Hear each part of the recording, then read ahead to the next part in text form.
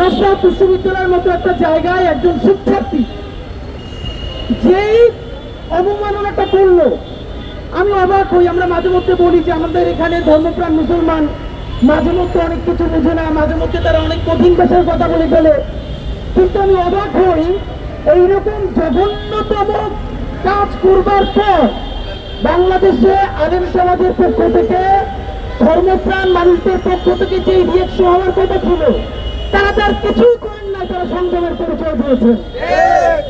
এবং দেখেন ইনকিলাব মঞ্চের অবস্থাটা কি কঠিন। আমরা প্রত্যেকটা এরকম বিপদে আগে আমাদের ধর্মপ্রাণ মুসলমানদের হাতে পায়ে ধরে বলি, ভাই প্লিজ, আলিফ ভাইকে যখন হত্যা করা হয়েছে, প্লিজ বলেছি আল্লাহর ওয়াস্তে আপনারা সংযত থাকেন। এইরকম প্রত্যেকটা ঘটনায় বাংলাদেশের মুসলমানদেরকে আমরা সংযত থাকতে বলি। আপনারা বলেন এইরকম সংযত থাকতে থাকতে কোনো একদিন যে তার ধৈর্যের বাঁধ ভেঙে যাবে না, তার নিশ্চয়তা কে দিবে?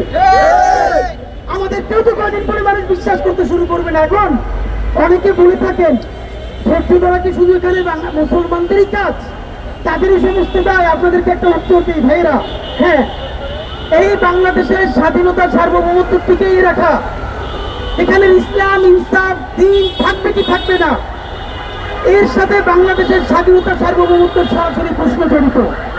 বাংলাদেশের স্বাধীনতা সার্বভৌমত্ব অক্ষুণ্ণ থাকলে পরে এখানে ইসলাম থাকবে, এখানে ইমাম থাকবে, এখানে মুসলমান থাকবে। আর যদি এখানে স্বাধীনতা সার্বভৌমত্ব ধ্বংস হয়ে যায়, তাহলে বন্ধুরা আমাদের কাশ্মীর হয়ে যেতে 3 দিনের বেশি সময় লাগবে না। তাই এই রাষ্ট্র টিকিয়ে রাখার দায়িত্ব যেহেতু সব থেকে বড় দায়িত্ব মুসলমানের, সে পরিবারের বড় ভাই হিসেবে তাকেই সব থেকে ত্যাগটা স্বীকার করতে হবে। আমাদের আর কিছু করার নাই ভাইয়েরা। আমরা যারা পরিবারের বড় সন্তান, আপনারা জানেন ওই পরিবারের অক্ষুণ্ণতা ধরে রাখার জন্য তারাই বারবার ত্যাগ করতে হয়। এখানের মুসলমানরা হল বাংলাদেশ নামক রাষ্ট্রের সব থেকে গুরুত্বপূর্ণ স্বাধীন সার্বভৌম সন্তান। সুতরাং তাই বাঁচাই রাখার জন্য তারাই বারবার ত্যাগ করতে হবে। কারণ এই রাষ্ট্র যদি ধ্বংস হয়ে যায়, তাহলে অন্যদের কোনো দুঃখ নাই, তারা আনন্দই পাবে।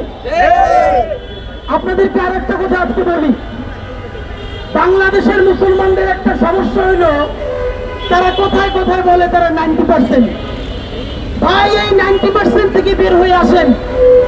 আপনি যতদিন না পর্যন্ত বুঝবেন এই 90% বলার মধ্য থেকেই আপনার চাইতে ধরা হয়েছে, ততদিন আপনি এখানে কিছুই করতে পারবেন না। এই বাংলাদেশের 18 কোটি মানুষের মধ্যে মুসলমান পরিচয়ের মানুষেরা হলো সব থেকে বড় কালচারাল মাইনরিটি।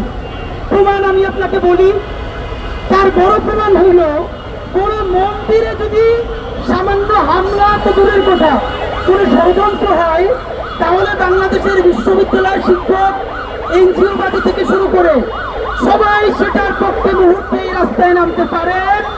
কিন্তু মুসলমানের নিজের জীবনের থেকেও পবিত্র কুরআনে কারীমকে যদি লাথি মেরে নষ্ট করা হয়, তাহলে তার পক্ষে বলা তো দূরের কথা, তার ব্যাপারে একটা সামান্য শব্দের প্রতিবাদ করাকেও তারা সাম্প্রদায়িকতা মনে করেন।